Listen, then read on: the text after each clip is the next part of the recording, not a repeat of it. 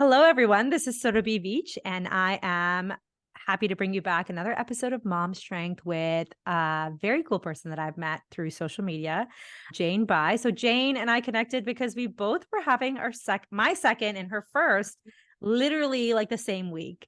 And so we were Yeah. going through it at the same time. And it's so wild how social media connects people who are in the same phase of life. And we were both talking about pelvic health and just like in the thick of pandemic parenting, Jane for the first time. And I love the things that she shares online as a pelvic physiotherapist and just even her own personal experience. So, really wanted to have you on today. Welcome, Jane. Thank you so much. I'm very excited to be here and honored to be invited. I'm honored that you're here. And so Jane actually works in downtown Toronto as a pelvic physio at Step Up Massage and Rehab. And she also offers virtual physio, yay, virtual, at pelvicpro.ca. So I wanted to say that right off the bat in case you're figuring out like where do I find her. She's an ortho and pelvic health physiotherapist in Toronto. Are you from Toronto originally then? You were born, No, okay, no, it's a long Montreal? story. It's a Okay, long story. We can get into it later, but sounds good. yeah.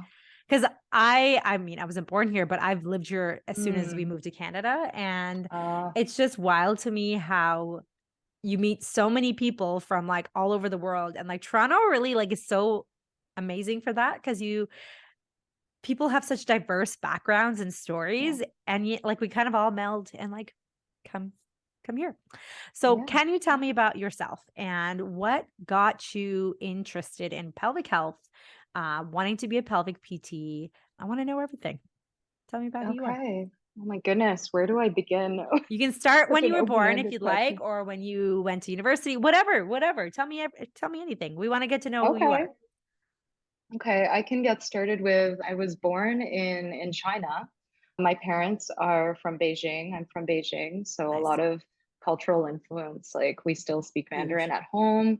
And so because of my dad's education, we moved quite a bit when I was a kid. So born in Beijing, moved to the UK at the age of 2, stayed there for a little while my dad was doing his PhD, and then we moved to Ottawa, stayed there for his postdoc, Oh moved to my gosh. Toronto, stayed there for a little bit, moved to London.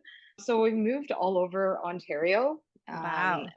But the actual schooling that I took and my physio education was through McGill. And I'm really thankful for that because that's where I met Claudia Brown. And if you guys are pelvic floor physios, you would know she's like a massive icon or a big name in our field. So I'm so thankful I got into McGill.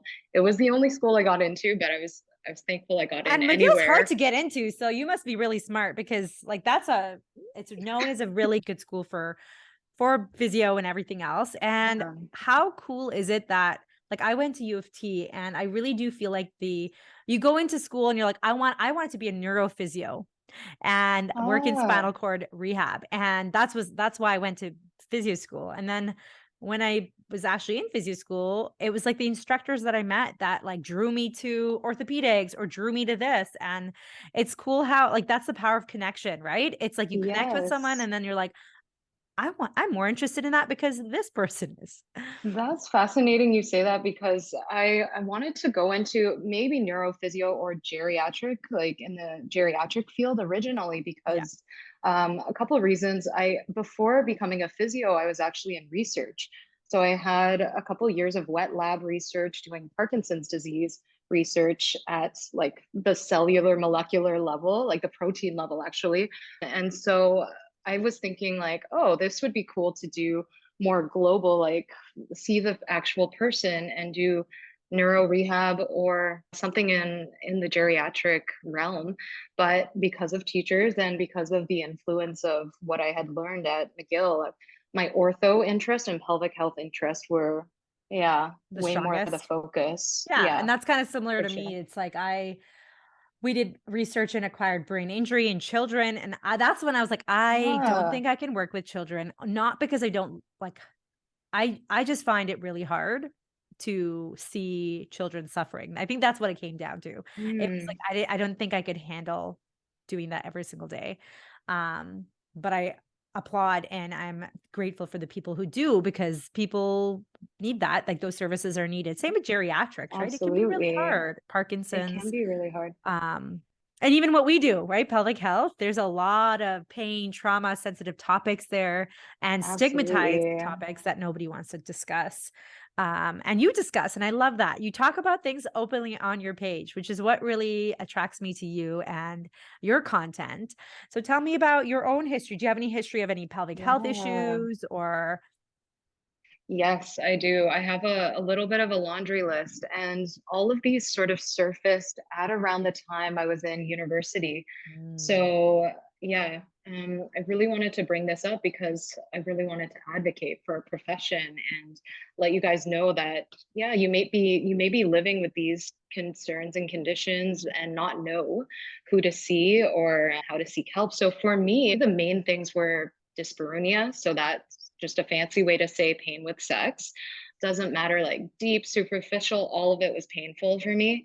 And then over time, what I noticed was I was getting bladder symptoms, a lot of UTI symptoms, urgency, frequency, specifically post sex. And I was like, what the heck is going on? Is my sex life ruining my bladder health? Or like, am I just not cleaning myself properly? So I kind of just felt like I had to have this conversation with myself. Like, am I just gonna have to live like this and have right? these discussions with new partners or with my current partner? How is this going to work long term? So yeah, And like yeah, you're young, you're like, and we always I was think about young. pelvic floor issues, maybe pregnancy, postpartum, like menopause, but like this pelvic, everybody has a pelvic floor, right? Regardless of Hmm. who you are, you have a pelvic floor, so you can have discomfort, pain, leakage, urgency, even if you never have children, or even if Exactly. and I think that's Exactly. a crucial part of the story is like I leaked when I was in my 20s, early 20s with running. I had urgency Mm, and I was ashamed to talk about it because like what are you going to tell your friends? Hey, I kind of peed myself, right? We don't have yeah. those Yeah. conversations because it's a sense of shame. Like I something's wrong with my body, my pelvic floor, and like I'm ashamed of because you think, oh, kids can control themselves, like why can't I, right? So there's a big Right. shame with it. And Yeah. I shared Absolutely. openly now because I'm like, listen, I know I'm not alone. If this happens to me, I know this Yeah. happens to a lot of people Yeah. and we need to talk about it. And so pain with sex is even more stigmatized because we don't, as women, like we don't really talk about our sex lives with our friends. Like we talk about everything Absolutely. else, but sometimes for some reason that is like a topic that's just not discussed from depending on the friendships, of course. Oh, So yeah. what kind of helped you find help? Or did you seek pelvic health physiotherapy right away? Or did you what was your journey into finding support? Yeah. So my first sort of a time where I realized, okay, maybe this could even be my pelvic floor because I did not know this was my pelvic floor giving me these symptoms was through that initial class at McGill. And it was literally labeled as a female incontinence class, but we learned so much more. We learned that this was really just um, like the tip of the iceberg. There's so much more to learn beyond this. Yeah. But during that class was when the teacher in the labs where I realized like, oh my gosh, I'm like kind of the outlier compared to everyone. Like I'm going way more frequently in between classes. I'm going just in case. I'm waking up in the middle of the night. I'm having all these other symptoms, and no one else in the class were having these symptoms. And that was my first sort of wake up call. Like, wait a second, can I manage these symptoms? And is there a root cause to all of this? So that was my first wake up call. I did not seek a pelvic health physio until I had benefits. So that was a big barrier for me is Yeah.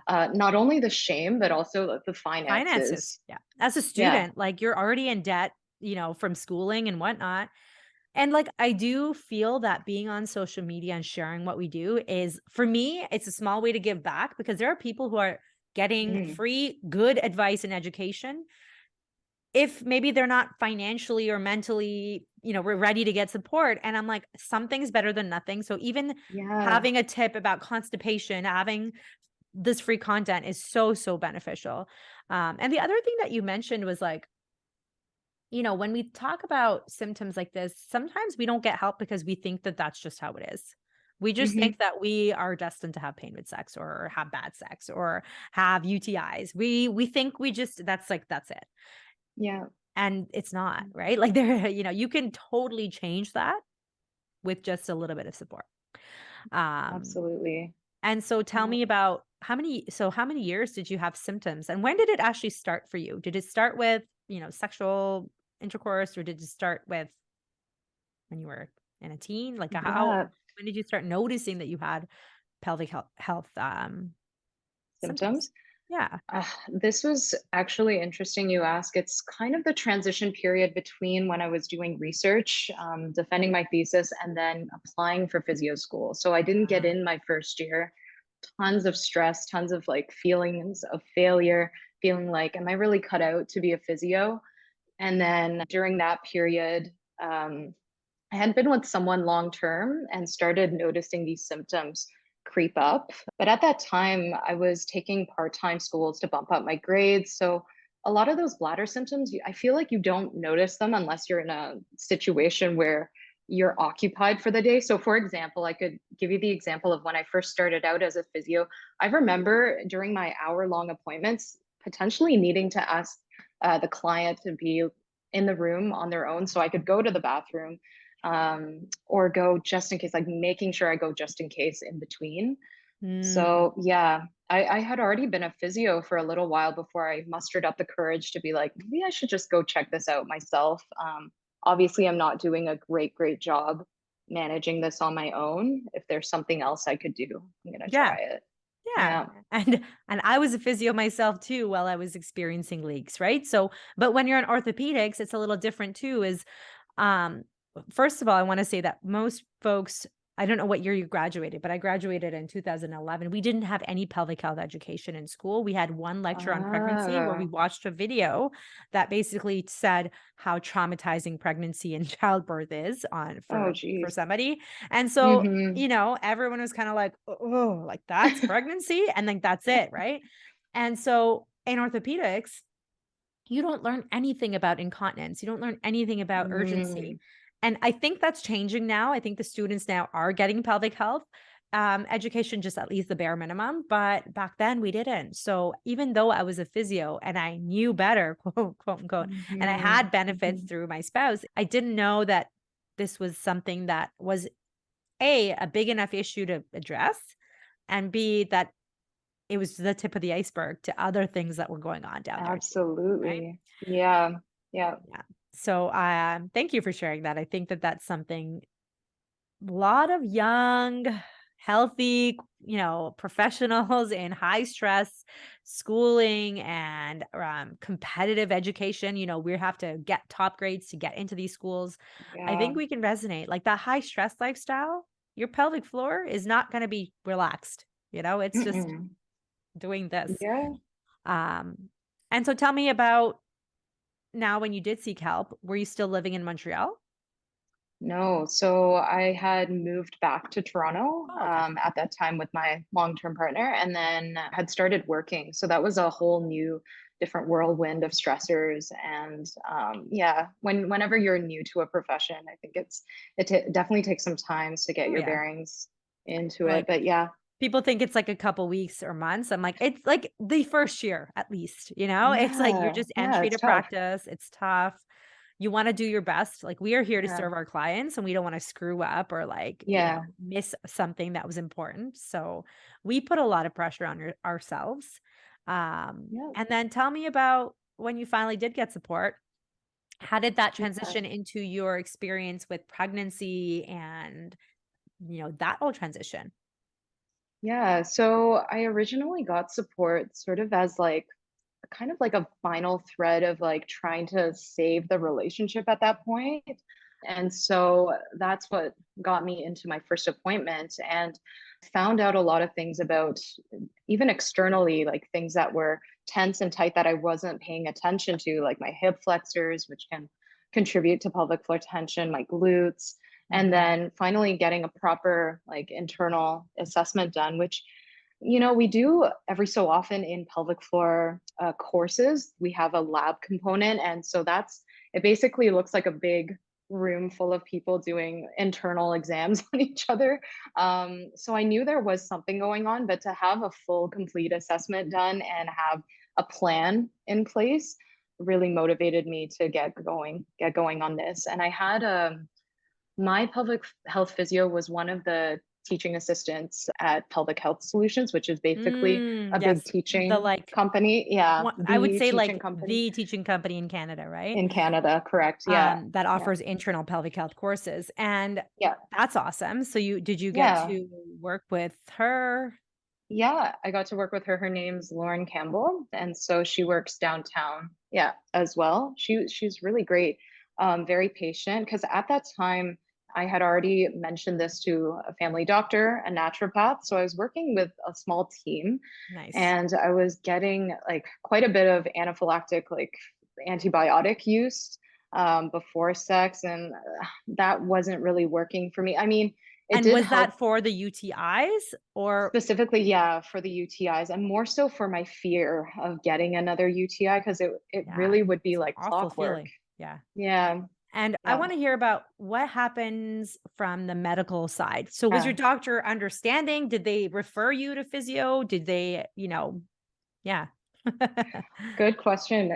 Yeah, so when I brought it up to my doctor, I think it came up when we were talking about pap smears, and I had mentioned, yeah, it's It's painful for me painful. to have sex.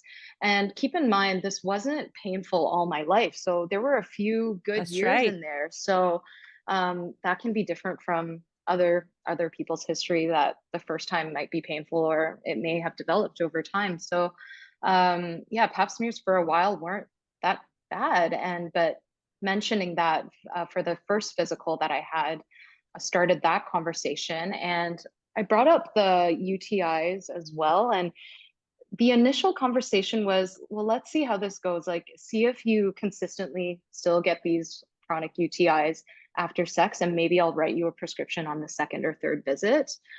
We did a few urine Cultures. Yeah. examination, urine cultures.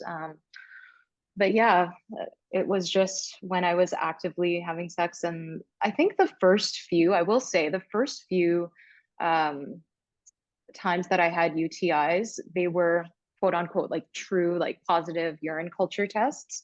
But then later on, I was getting these symptoms with or without the culture test being Hmm. negative or positive. So it was kind of up in the air. And I'm like, well, what's going on? If they're negative, then why the heck am I getting these symptoms still?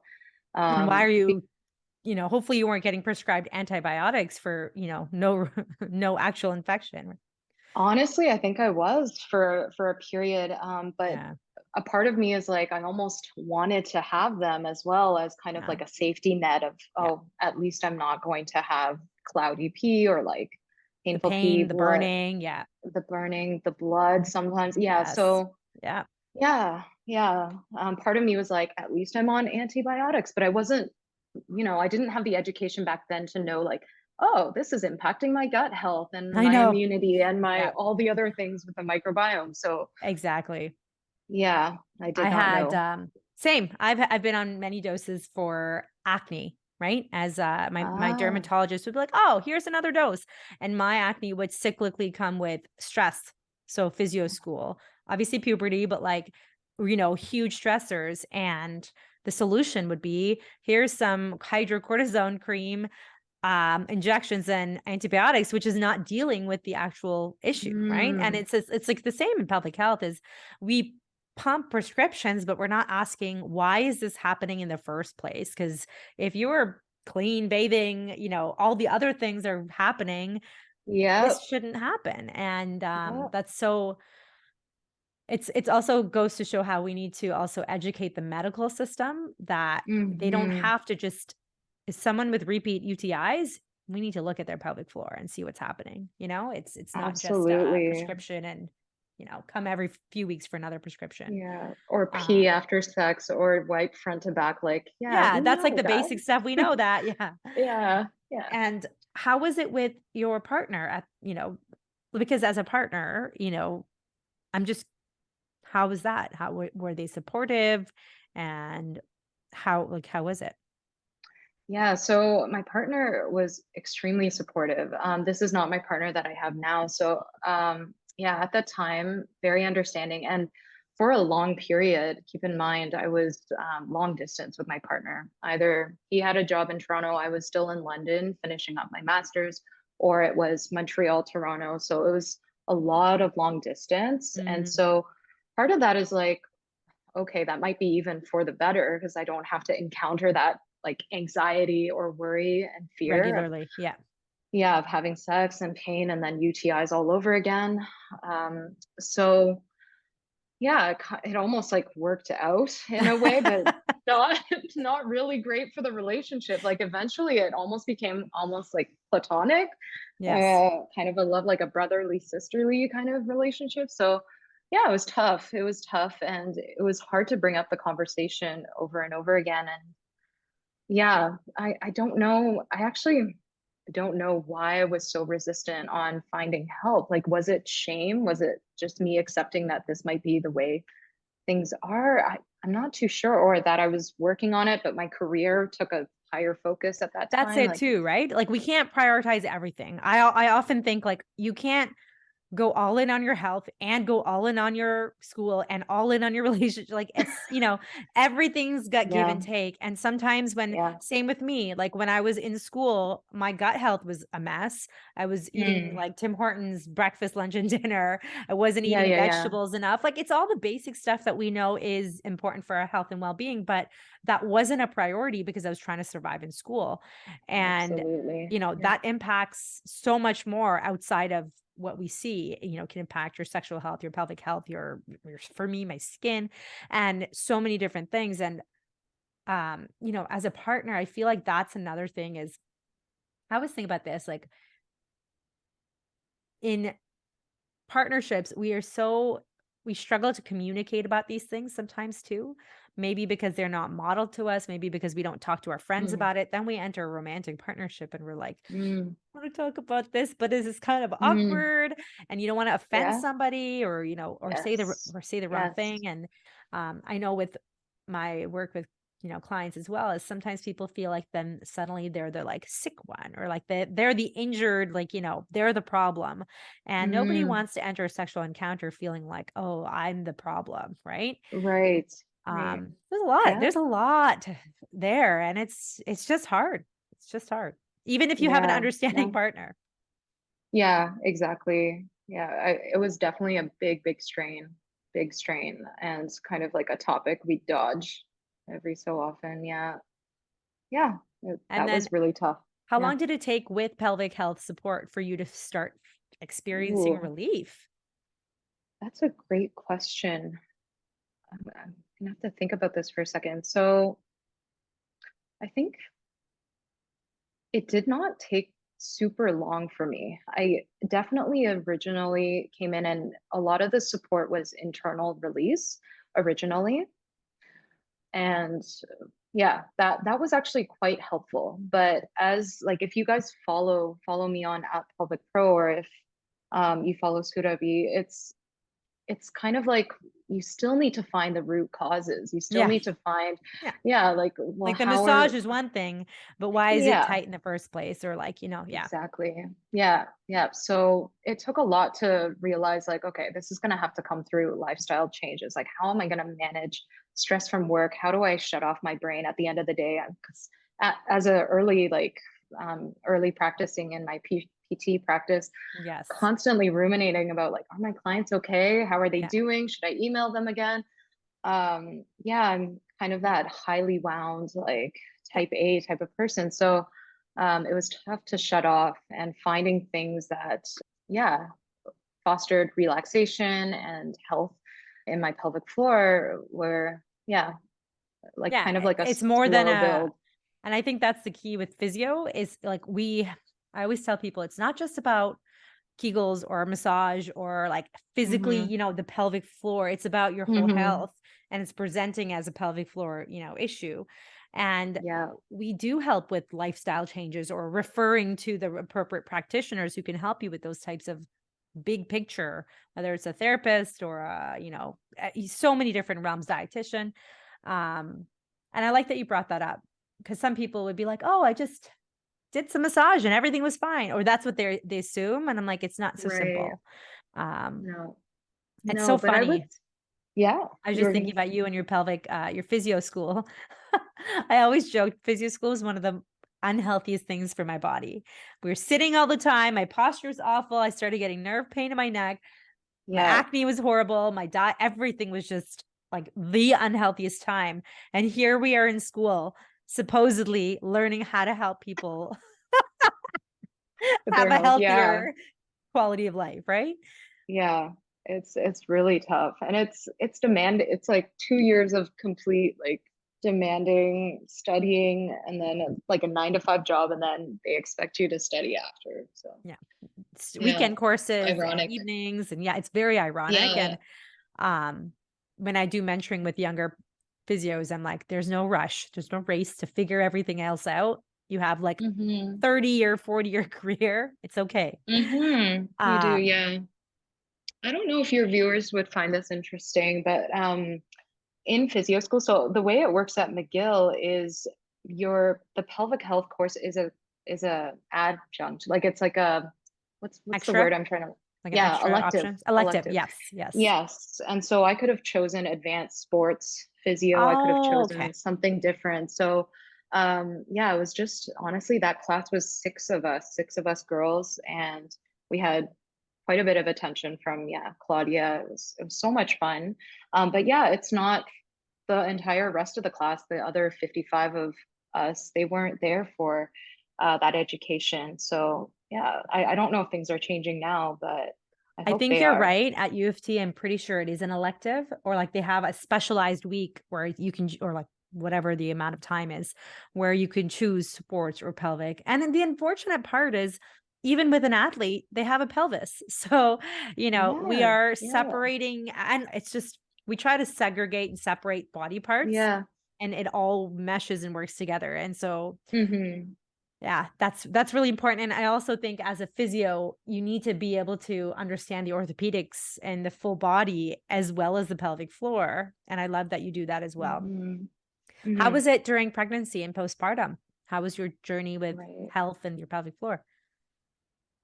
It was kind of an up and down journey. And I realized I didn't answer your other question about how long did it take Yeah, how before long I did it take? realized Yeah. symptoms.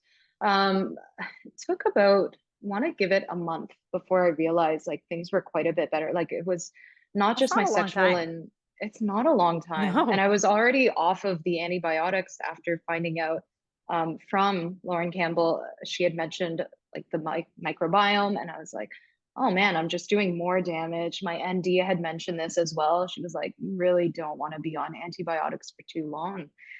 So I had already felt Come off confident those. to come off those for a bit, and then realized I didn't need them. They just stayed in my cabinet. So it took about a month of, let's say, weekly appointments. I think that's what it was initially. And then farther apart, like once in 1 month, I would maybe do a checkup. And now I probably do a checkup once in a year. But you're right, like during pregnancy and postpartum, my pelvic health symptoms fluctuated again. And they honestly, they fluctuate throughout like my stressors, Yeah. how conscious I am about drinking water. So they have been fluctuating, but pregnancy and postpartum definitely started noticing these symptoms come back with a bit of urgency, frequency. I'm talking more postpartum than I am pregnancy because to a certain extent, yes, you're going to go more frequent during pregnancy. It it felt like I was way more equipped to work on my concerns postpartum, even though I was juggling baby and work and partner. I would always find like those little nuggets of time to do something like yoga or do a meditation here and there, drink my water. And Yeah, the yeah, interesting part is like some people are not exposed to anything about their pelvic health till postpartum. That's their first, oh, something's that's wrong. That's true. the Yeah, first time. At least for you, in some ways, you're like, I already knew that this could happen or that these changes were going to happen.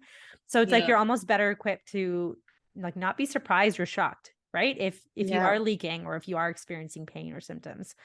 Whereas yeah, like some, for me, my first pelvic health physio appointment was postpartum, right? So it's like you don't even know Mm-hmm. your baseline. You don't even know what you were like. Mm-hmm. Actually, that's not true. It was during my pregnancy, but even still, you don't know That's your not even, baseline. is it your baseline? Yeah, Yeah. exactly. Yeah, so I had still been seeing my pelvic floor physio throughout pregnancy. And already started experiencing some of those symptoms. Well, more like the fecal urgency type symptoms. That's something I also had before. And I just thought, that's typical. Like you're supposed to have these like intense urges to have poops. But yeah, no, not necessarily. So yeah, started working with Lauren all throughout pregnancy and felt honestly really heard. Like all those concerns felt really heard from having the time in pelvic health physio versus my 2-minute appointments with your at an doctor and stuff, OB, or an OB. yeah, or with a doctor. Yeah, Yeah. And there's it's a lot of tough. relief in just Yeah. having your needs heard, right? Because Yes. you, and Yeah. like, you know, I always say people know what they need if you just let them like talk about it, right? It's like you ask them questions about their life, they will tell you themselves, you know, I have been really stressed and, you know, I haven't been making time to eat breakfast, or like, you know, these things come out when you just Mm-hmm. like listen to the person and ask what's going on instead of like, Mm-hmm. we have 3 minutes to finish this entire appointment. Do you have any questions? Okay, bye. Right. And you're like, but I Yeah. did, but I Yeah. can't, I don't feel like I can ask them. 100%. And so 100%. how have you been feeling with how's the stress and the balance? I hate saying balance because we know that it's not like a balanced thing. It's always Mm-hmm. balancing, right? We're always trying to juggle different things. And how do you Yeah. find it as a mom and business owner and, you know, partner and someone trying to manage your own health, obviously, too? Absolutely. I find again the answer is kind of like it ebbs and flows. Like when I do have the capacity to do a bit more for my health, I will make sure I do that versus watch Love is Blind season 3 again or like something trashy that sometimes I just want to yeah, sit down and veg out. That's So same. yeah, yeah, it's really an ebb and flow. Like certainly I'm not perfect by any means. Still have to be very conscious, like looking at my water bottle and doing Yeah. all the We both basic have our waters lifestyle here. things. Yeah, let's drink to that. Oh, yeah, And the no, thing is, it's tough. It's it's tough. and I'm grateful for your honesty around that because I see so little honesty from not just physios, fitness pros, like, you know, they make it seem like their food is perfect, their workouts are perfect, Yeah, and yeah. that they're waking, you know, like those like 8-hour, I'm exaggerating, morning routines. I wake up at 4 a.m. and I do an hour of meditation. And I'm like, Oh literally, you man. obviously A, don't have kids because like that's impossible. And it's not needed. And I don't think perfection is Mm, needed to experience better bowel and bladder health, better sex, and there better you everything. go. And so Yeah. when we take that pressure off that we have to do things all the time, we realize, oh, our bodies are actually pretty resilient and strong and they can actually feel pretty good, even though I'm not, Mm-hmm. even if I have a day of dehydration, I'm not gonna, you know, nothing's gonna happen, right? Like it's just Mm-hmm. looking at big pictures and like taking that pressure off. And I love that you said you know, I'd asked you about motherhood, and can you talk about your patients and how motherhood has actually helped with patients? Yeah. Yeah, so I find this is a quality that I didn't have until I became a mother, is like compassion and patience for listening to my body, listening to like my mind and emotions and making a decision on, okay, is this really the best day to go out there and go for a run or do something high impact and push through it? Because throughout my undergrad and master's program in biochem, I was a varsity athlete. So you constantly hear things like you need to push through and you need to like get in your training. So yeah, a lot of that messaging kind of pushed that aside and instead listen to what I needed that day. Maybe it was just a foam rolling session. Maybe it's just a 10-minute yoga session or a breathing session. So I find at this point, like the compassion is there, like is much more there than it was before. Yeah. Um, yeah, as a result of becoming a mother and realizing my body really just actually doesn't perform well if I'm not on great sleep, dehydrated, eating Yeah. poorly, skipping my meals, and then trying to go for an It's hard. intense, yeah, it doesn't work that Um, way. And and what kind of training or what you mentioned varsity athlete, what kind of training or what kind of sport? uh, So I was playing badminton for 6 years, and then the year that I tried to boost my grades for physio school, I was on the dragon boat team. So That's busy. yeah, I was busy. Tons of And I think too, working when you out. go from being an athlete, because that's kind of my journey too, is like when you go from being really athletic and training to then becoming a mom, you're like, I can't do that anymore because Yeah, life is busy and I have a tiny human and a body that's changing. And yeah, it's kind of I don't know, did your identity shift a little bit from, what it was before?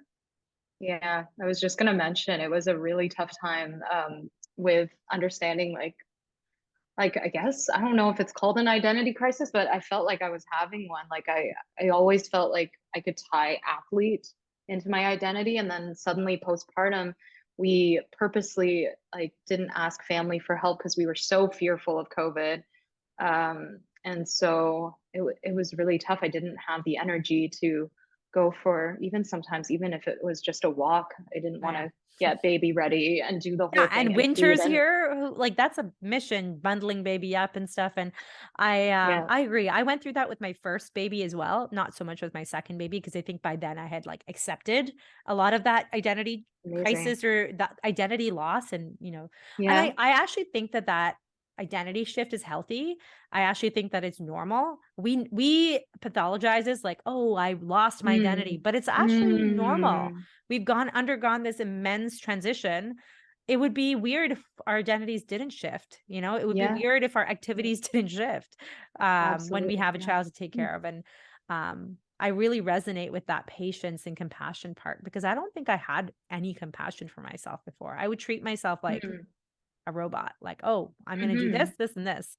And having a child, you're like, "I'm caring for this little being, making sure they eat, go to bed so Yeah. that they are not cranky and tired." And you're like, "But I could be doing this for myself too." Because we have Absolutely. those same basic needs of eat, sleep, comfort, movement, all those basic threads. And I think so many of us are so detached to ourselves and from ourselves that we don't recognize that we Mhm. have those same needs. And motherhood has forced me to like reparent myself in the in the same way that I'm parenting my kids. Mhm. Absolutely. And I think it's also made me like shift in mindset with work and career and business big time. I think that's can resonate with a lot of like mompreneurs or like yeah, Yeah, people in business. And how do I leverage the time that I have to that make I the do have. most of work, but yeah, but also have time for family. And so And yeah, I yeah. think the other part is like the time and the energy because like Hmm. for me, I could be like, okay, the kids are in daycare from this time to this time. I have 6 hours in Yeah. between, Yes. but Yeah. I could work all those 6 hours and then I have Uh-huh. zero energy for when I pick up my kids. And then I Ah, have no energy for that post childcare to bedtime, which is, yeah. how that is. Like that Yeah. takes a lot of energy. And so for me, it has been recognizing that I don't have a 6 hour workday. I have maybe 4 of those hours because those other 2 hours, I got to make and eat lunch and I got to do something for myself, whether it's a workout, getting Mm, outside, self care, seeing my therapist, all of those things. And that is part of motherhood and running a business. And I think a lot of people just look at it as time alone. And it's also yeah. our energies. Like our energies are Yeah. so crucial for ourselves and for our children, right? Um, Hmm. and tell me about tell me about what you offer now in terms of your work. So, I know you're running all these sweet workshops and courses. Tell me about that. okay. So right now, actually, we're in the middle of offering our very affordable birth talks in preparing for birth, pregnancy pain, and Amazing. constipation. So we're running those twice a year as of this year. Nice. We'll see next year if we're going to do it twice or maybe offer something postpartum. So Yeah. I think our audience has shifted now to postpartum. And so those talks are still running. If you guys are interested, you can check it out at pelvicpro.ca. And then I'll let share me the link see. to that So too. great. Thank you. And can they buy Um, the replay if they missed the live? Yes, you can Nice. always buy the replay, and you can also buy the replay of our workshops, which is a much more comprehensive It was a 2 hour talk that we gave earlier this year, so still very current. But we actually got down and rolled out our yoga mats with everyone virtually and did a Amazing. lot of movement. So a lot of people saw better poops right after our constipation talk. So yeah, it was much more active that first one. And I think moving forward, we're going to keep it workshops rather than shorter talks. So Yeah, yeah, because I feel like the talks too, people can get a taste, but then they want that like, yeah, okay, let's get that action and that result. So I love that you're yes, yeah, listening to your audience and what works and offering those things. I will share that they're all on pelvicpro.ca, so I'll share the link to that. yes, And perfect. I have a few questions for you. I mean, I know we've Okay, been talking about you, but I have some final thoughts and I want to get to know a okay. little bit about you. So, can you tell me what you are reading or listening to right now and what's something that's been life changing? So I'm gonna share Maestro on the mic, and this is Shante Cofield, someone that you actually introduced to me. Her podcasts are incredible for someone starting an online business. And because I've moved now to Woodbridge, Ontario, my commute is suddenly super long and unpredictable. I listen to one or two of her podcasts on the way to work. And yeah, her podcasts are just really great, honest, yeah, authentic, and gives you like a realistic view of what you're up going against It's true. It's when not like you're those starting bro. out. I feel like it's like the bro marketing, right? Whether it's you're in fitness or business, you get those folks who are like, yeah, you just do this. And in 3 months, you're going to make $10,000 a month. And you're like, what? And then Yeah, she's like, listen, this is like realistically, you're going to be putting in the time. You're going to be, and I really yeah, appreciate that because just like when we're patients ourselves and we're going to a doctor or wherever, we don't want to be lied to. We want that no. honesty. That's one of my Hmm. favorite podcasts too. Love it. Do you read as well? Or do you mostly podcast now? I mostly podcast now. I've been collecting business books that just get dusty. Yeah, But I've yeah, got a stack of books that I'm like, fall and winter, I'll read it all. We'll see. yeah, I think I'm better off doing Audible, which I used to have a subscription to, but now, yeah, just catching up on the books that I haven't listened to yet. So, yeah, Nice. all the fun business books there. Right now I'm on what's the title again? How to win friends and influence people or something like Okay, that. literally, my parents have this book on their bookshelf from like, this is an old book, right? Yeah, Yeah, this this one's is an an old old book. one. Yeah. And my parents have been like, you should read this book. And I'm like, you know how when your parents say something, you're like, yeah, whatever, you don't know anything. Yeah. Watch, I'm gonna go tell my Yeah. mom, oh, my friend told me about this book. And she's gonna be like, I thought I told you about this like 20 years ago. And it's a reminder to myself that my kids will probably do the same things to me too. That's Where I'll tell them hilarious. something, they won't listen, and then somebody else tells them. I But will say though, yeah, as I'm following along with the guide, I will say you're actually naturally doing a lot of the things that are in the book already. Because I'm always like, oh, Surabhi's really good at doing this thing, and she's always oh, doing this on her page. So yeah, you're already kind of there. oh, well, there you go. Thank you. I won't read that book then. Because I'm always like, what do I actually need to read? I have like literally Ah, my bookshelf. If you read it, like if I read all this, I think I would be a better human. Like, the books that I have, mhm. I don't read in the summer. There's too many good things to do outside. So I save it Yeah. for the fall and winter. But I'm Okay. with you. I'm more of audio right now because I think my eyes are tired from like screens and whatnot. So I've been shifting a little bit more to audio, like podcasts. So I'm like, I need to try an Mm. audiobook. I haven't really been into audiobooks yet, but it's a Oh good, no. Okay. no, it's a good reminder to do that. Tell me about what are 3 things you like to do for yourself every day? 3 small things, Three small things. Let me self-care see. stuff.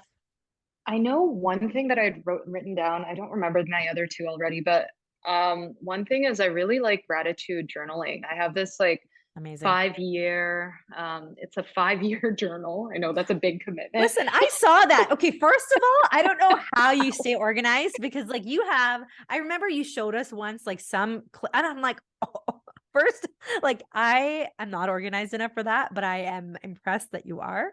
Mm. And that is so cool. And so do you write it down? You write your gratitude every day?